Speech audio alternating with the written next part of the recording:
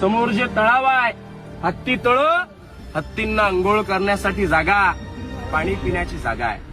रायगडावर माणसाला येणं शक्य आहे का? मग हत्ती कसे आणले? राजांच्या राज्याभिषेकाला एक इंग्रज वकील आला होता. त्याचं नाव होतं हेनरी ऑक्झिटन. घरात, शाळेत राज्याभिषेकाचं छायाचित्र पोस्टर आहे का? त्याच्यामध्ये पाहिले का व्हाईट कॅप काढून राजांना मानाचा मुजरा करतो? तो इंग्रज वकील आहे मित्र. हेनरी ऑक्झिटन खास राजांच्या भेटीसाठी आला. इंग्रजासोबत दुभाषित होता. म्हणजे इंग्रजाचा ट्रान्सलेटर नारायण शिवनी, मराठी माणूस.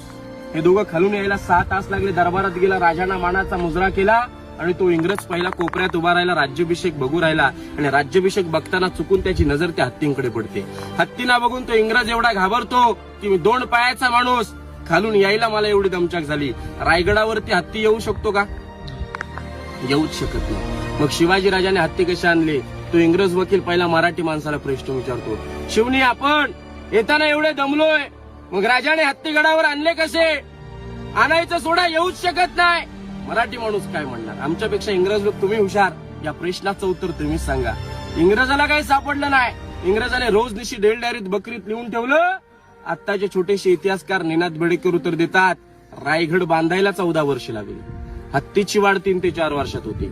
बांधकाम करण्याआधीच राजाने लहान पिल्लं पालखीत बसून रायगडावर आणली आणि पाळणपोषण केलं. राजांची दूरदृष्टी. गणिमी कावा, लहानाचं मोठा करता येतं, मोठ्याचं लहान करता येत नाही. ही राजांची दूरदृष्टी. म्हणून म्हटलं जातं आज की घासल्याविना धार नाही, घासल्याविना दहार नाही तलवारीच्या पातेला, घासल्याविना दहार नाही तलवारीच्या पातेला.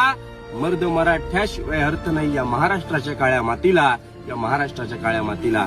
बोला छत्रपती शिवाजी महाराज की जय. जय भवानी. जय शिवाजी.